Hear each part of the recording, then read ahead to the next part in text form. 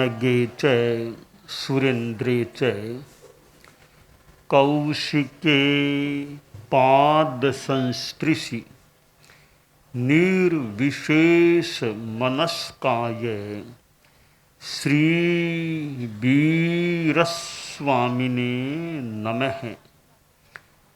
आरहत वाङ्मय में कहा गया है, शरीर माहु नावत्ति जीवो बुच्चई नाविओ संसारो अन्नवो बुत्तो जंग तरंति महेशिनो। हमारे जीवन में शरीर और आत्मा, इन दो तत्वों का योग है। शरीर विहीन आत्मा जहाँ है वहाँ इस प्रकार का जीवन नहीं है, और आत्मा विहीन शरीर है उसमें भी जीवन नहीं है। आत्मा और शरीर दोनों सम्मिश्रित है, वहीं इस प्रकार का सक्रिय जीवन हो सकता है। आत्मा स्थायी तत्व है, परमानेंट है, तो शरीर अस्थायी है, टेम्परेरी है। शास्त्र में शरीर को भी महत्व दिया गया है। कहा गया है, शरीर माहु नावत्ति। यह शरीर, इसे नौका कहा गया है। तरने के लिए, जल से पार होने के लिए, जल को पार करने के लिए नौका का उपयोग होता है। आत्मा को भी भव सागर को पार करना है तो नौका चाहिए। तो वह नौका की भूमिका शरीर अदा कर सकता है। यह शरीर तारने वाली नौका भी बन सकता है, तो डुबोने वाली नौका भी बन सकता है। कैसे? नौका है पानी में, उसमें छेद हैं, उसमें कोई बैठ जाए तो वो नौका डुबोने वाली बन सकती है। निश्छिद्र नौका है, वो अच्छी तरह आगे बढ़े तो उस पार ले जाने वाली बन सकती है। हमारा यह शरीर है,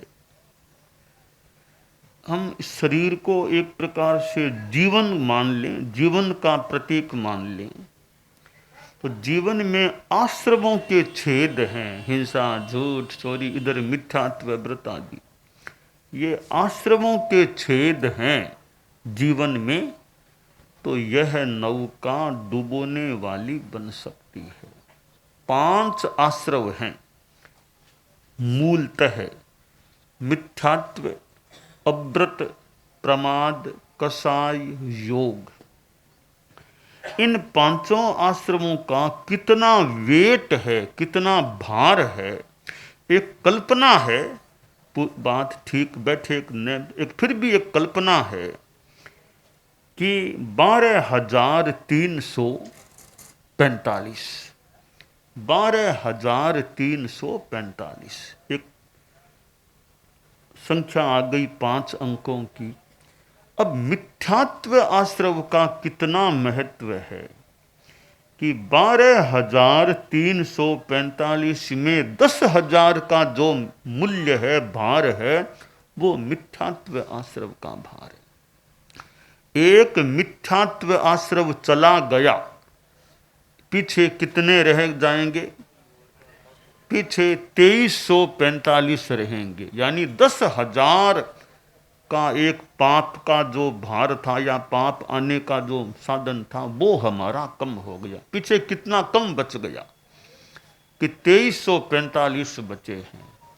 अब अव्रत आश्रव और कम हो जाए, साधु सर्व साविध्य योग का त्याग करता है, विरति होती है, तो अव्रत कम हो गया।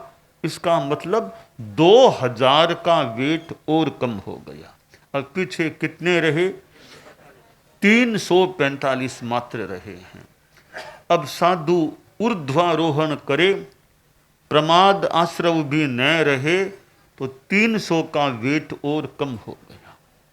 पीछे रहे 45 का भार रहा।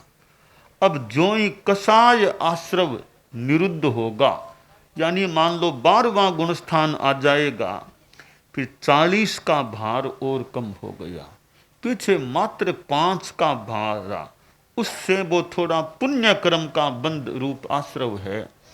और जब अयोग संबर हो जाएगा, एकदम अबंध अवस्था, तो वो 5 का भार भी कम हो गया, फिर कर्म बंध की दृष्टि से शून्य हो गया। बहुत ही जल्दी मुक्ति की प्राप्ति हो जाती है। तो 12,345 एक का मिथ्यात्व का प्रतीक है, दुआ अव्रत आश्रव का, तिया प्रमाद आश्रव का, चौका कसाय आश्रव का, पांचा योग आश्रव का। हम पांचों को मिला लें तो 12,345। जो जो ये कम होंगे उतनी आत्मा हमारी मानो पाप के भार से हल्की होती चली जाए, पाप आगमन की स्थिति से हल्की होती चली जाएगी। तो नौका, हमारे जीवन में जितने ज्यादा आश्रव हैं, बहुत ज्यादा आश्रव हैं, यानी 12,345 वेट है आश्रवों का, तो मानना चाहिए नौका डुबोने वाली हो सकती है। ठीक है, यों मिथ्यात्वी है, वह भी तप की आराधना करके ऊंची देवगति में तो जा सकता है। मिथ्यात्वी है, तपस्या करता है, अभव्य भी है, वह भी नवग्रैवेय तक जा सकता है। अब अभव्य भले 9वें ग्रैवेयक में भी चला जाए, मुक्ति में नहीं जा सकता। तो मिथ्यात्वी की भी जो करणी है, आचार्य भिक्षु जयाचार्य के साहित्य में भ्रम विध्वंसनम को देख लें कि मिथ्यात्वी की भी अच्छी शील रूप क्रिया है, वो भी मोक्ष की देश आराधिका है। उससे भी निर्जरा के रूप में तो धर्म के रूप में लाभ जरूर मिलता है। भले मिथ्यात्वी को संबर का लाभ न मिले, निर्जरा का लाभ तो मिथ्यात्वी को भी मिल सकता है, और वह मोक्ष का देश आराधक बन सकता है। अगर मिथ्यात्वी कुछ करेगा तो कभी सम्यक, यानी वो दर्शन मोह की स्थिति वैसी हल्की पड़ेगी, तो कभी वो सम्यक्त्वी भी बन सकेगा। तो मिथ्यात्व गुण, पहला गुणस्थान मिथ्या दृष्टि गुणस्थान। कभी मिथ्या दृष्टि को गुणस्थान कैसे कहा गया? अरे मिथ्या दृष्टि में भी कुछ तो गुण मिल सकेंगे ना, सारे अवगुणी थोड़ी है। मिथ्या दृष्टि में भी कुछ गुण मिल सकते हैं। मिथ्या दृष्टि आदमी है, गाय को गाय मानता है, भैंस को भैंस मानता है, आदमी को आदमी उतना तो उसका सही ज्ञान है ना, उतना ही ठीक है। तो मिथ्यात्वी में जो अच्छाई है, विशुद्धि है, वो विशुद्धि गुणस्थान है, जीवस्थान है। तो मिथ्यात्व पना है, हम उसको गुण नहीं माने। मिथ्यात्वी में जो गुण है, जितना जितना अच्छा ज्ञान है, और क्रिया भी मान लो मिथ्यात्वी भी कोई भी थोड़ा संयम रखता है, वो भी उसका गुण मान ले। तो जितना गुण है वो मिथ्या दृष्टि गुणस्थान है, मिथ्यात्व पणा है वो कोई गुणस्थान संभवतः नहीं है। तो यह नौका, जीवन में आश्रमों का निरोध हो जाए, फिर तपस्या भी चले, तो यह जीवन नौका या शरीर नौका हमें पार पहुंचाने वाली बन सकती है। तो यह हमारा जो आत्मा रूपी प्रांगण है, यह आश्रव इस आत्मा रूपी प्रांगण को मेला करने वाला, गंदा करने वाला होता है। नव तत्वों में आश्रव पांचवा तत्व है। आश्रव को भी जीव हमारी परंपरा में माना गया है। जीव, आश्रव, संबर, निर्जरा, मोक्ष, ये 5 जीव हैं। अजीव, पुण्य, पाप, बंध, ये 4 अजीव हैं। ठीक है, आश्रव के बारे में अन्य आमनाय में अन्य मान्यता भी हो सकती है। हमारी धर्म संघ की संघीय मान्यता में आश्रव को भी जीव कहा गया है। तो यह आश्रव है वो डुबोने वाला।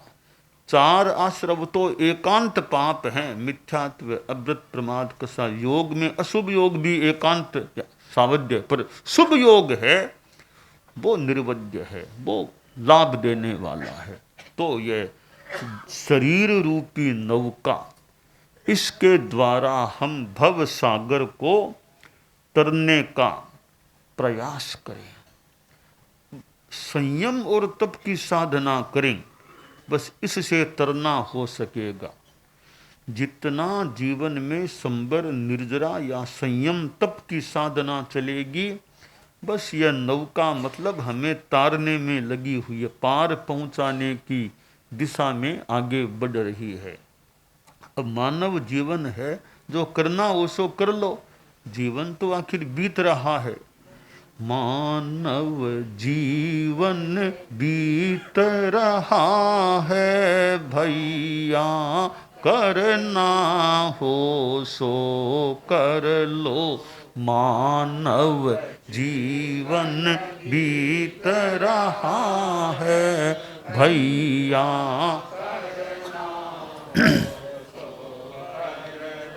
संयम तप की नैया द्वारा भैया, भवसागर को तर लो। संयम तप की नैया द्वारा भैया, भवसागर को तर लो। मानव जीवन बीत रहा है भैया, करना हो। तो शास्त्र में जो शरीर को नौका कहा गया है, तो शरीर तो पुद्गल है, क्या नौका कैसे बनेगा? मन में विचार यूं आ रहा है कि संयम तप युक्त शरीर है, संयम युक्त तप शरीर है, वो नौका का काम कर। कोरा शरीर तो पड़ा है, पुद्गलों का है, खा लो पी लो।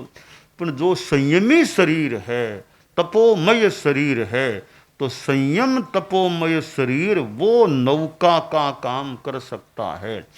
असंयममय शरीर है, मिथ्यात्व आदि आश्रमों से युक्त शरीर है, अशुभ योगों से युक्त शरीर है, वो डुबोने वाली नौका का काम कर सकता है।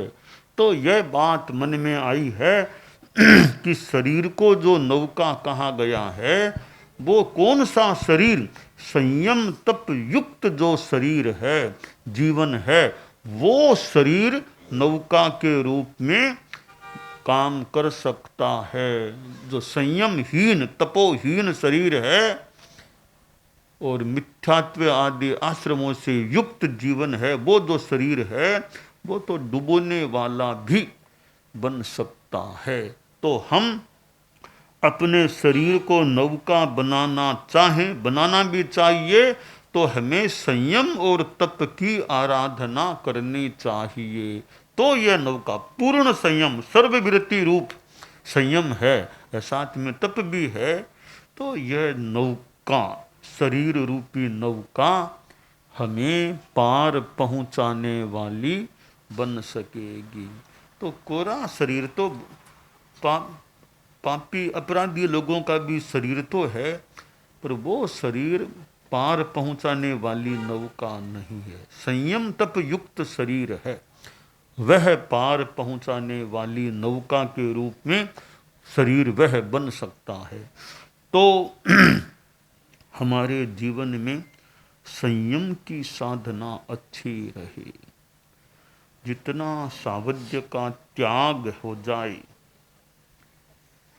इधर तप का आराधन चले। गृहस्थ लोग आप जो हैं, उनके जीवन में भी कितना संयम आए। 12 व्रतों को अच्छी तरह समझ करके ले लिया, सम्यक्त्व को अच्छी तरह धारण कर लिया, तो ठीक है, पूरे साधु नहीं भी बन सके, सम्यक्त्व है, 12 व्रत अच्छी तरह है, बहुत अच्छी तरह ले लिए हैं, अच्छी तरह पाले जा रहे हैं, तो गृहस्थों का शरीर भी यूँ असंयम है, उसमें संयम भी है। तप भी मान लो साथ में चलता है, आत्मा में सम्यक्त्व है, तो श्रावक भी बहुत 12वें देवलोक तक संभवतः जा सकता है, 9 लोकांतिक में जा सकता, तो श्रावक भी काफ़ी यूँ ऊंचा जा सकता है। और कई कई तो गृहस्थ संति एगे हिंग भिक्षु हिंग गारथा संजमुत्तरा, कई कई भिक्षुओं से कई गृहस्थ ज्यादा संयम वाले हो सकते हैं। गृहस्थ एकावतारी, एक भव के बाद, एक भव के अंतराल के बाद मोक्षगामी मिल जाए, तो गृहस्थ जीवन में भी साधना धर्म जितना किया जा सके करने का प्रयास करना चाहिए। और गृहस्थ वेश में तो केवल ज्ञान भी हो सकता है। गृहस्थ घर में बैठा है, उस गृहस्थ वेश में घर में बैठे बैठे को भी किसी किसी को केवल ज्ञान हो जाए। चक्रवर्ती भरत कैसे केवल ज्ञान हो गया, हालांकि ऐसे रेयर केसेज भले हों, कम हो ऐसे मामले हों, पर कहीं कहीं ऐसा भी हो सकता है। पर कोई कह दे गृहस्थपणे में केवल ज्ञान कैसे हो गया, गृहस्थपना तो ऊपर में है, भीतर में साधुपना आ गया उसको। भीतर में साधुपना आए बिना केवल ज्ञान होता नहीं है, पहले साधुपना आएगा भावों में, क्यों मूल तो भाव है, भावों में साधुपना आ गया, उसके बाद केवल ज्ञान होगा। वेश है, वेश तो हमारे यहाँ भी कहीं कहीं गृहस्थ के वेश में भी दीक्षा पचका देते हैं, आभूषण पहने भी हैं, गृहस्थ के कपड़े, उसी में साधुपना पचका दिया, बाद में कपड़ों को उतरवा दिया। तो ऐसा तो हमारे यहाँ भी धर्म संघ में हुआ है कि गृहस्थ के वेश में दीक्षा पचका दी गई। तो ऐसा क्योंकि साधुपना मूल तो भावों में है, एक बार है गृहस्थ का वेश, बाद में उसको बाल है, बाल वाला के सिर है, उसी में साधुपना पचका दिया, भले बाद में बालों का अपनयन हो जाए। तो यह साधुपना है वो मूलतः निश्चय में आना, सम्यक्त्व भी मूल निश्चय में आई कि नहीं, व्यवहार में है, निश्चय में आत्मा में सम्यक्त्व आई या नहीं, साधुपना आत्मा में आया या नहीं। अब वेश की बात करें, अभव्य जीव भी साधु समुदाय में दीक्षा लेकर के हो जाता है, साधु के वेश में, साधुओं के साथ है, साथ में आर पानी हो रहा है, संत उनको वंदना भी मान लो कर रहे हैं, अभव्य है, तो निश्चय में साधुपना नहीं है, वो 100 बार साधुपना ले ले इस प्रकार का ऊपर का, मुक्ति उसको नहीं मिलेगी। तो निश्चय में सम्यक्त्व आनी चाहिए, निश्चय में साधुपना आना चाहिए, फिर वेश गृहस्थ का है या साधु का, यह गौण बात हो जाती है।